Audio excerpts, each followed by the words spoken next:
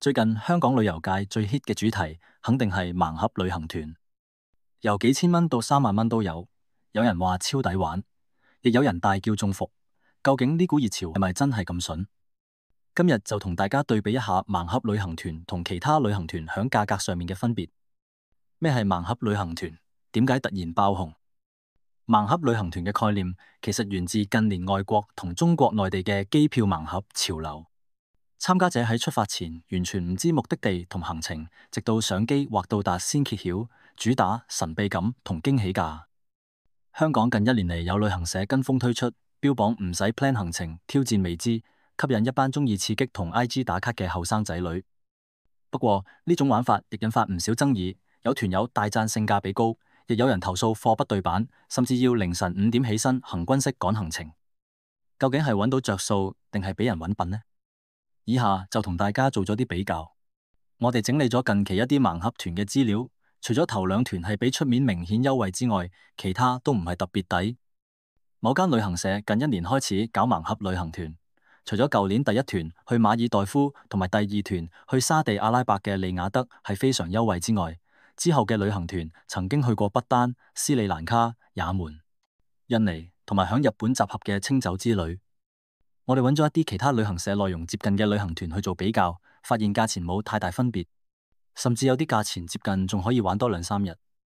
而最近有人參加完盲盒旅行團之後，響社交媒體發文投訴話貨不對版，團友出發前被告知全程住4星酒店，結果第1晚就實際住2星賓館，廁所漏水，房間有蜘蛛網，第2晚嘅酒店亦都只係得3星級。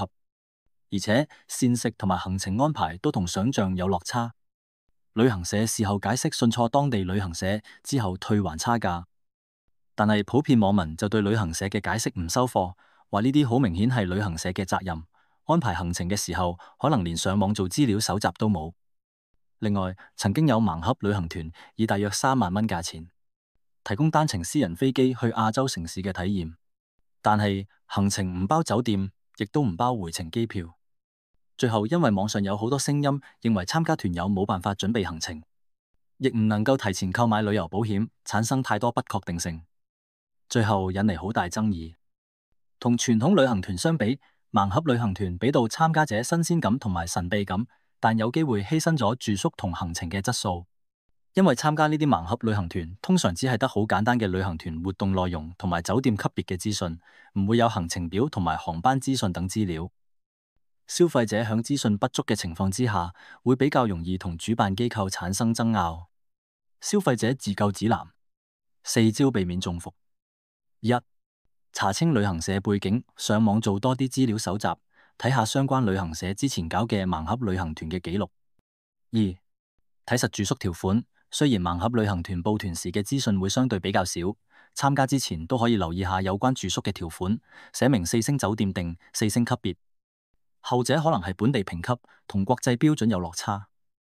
3. 買定旅遊保險，尤其係唔包回程嘅團，確認保單覆蓋未知目的地。4.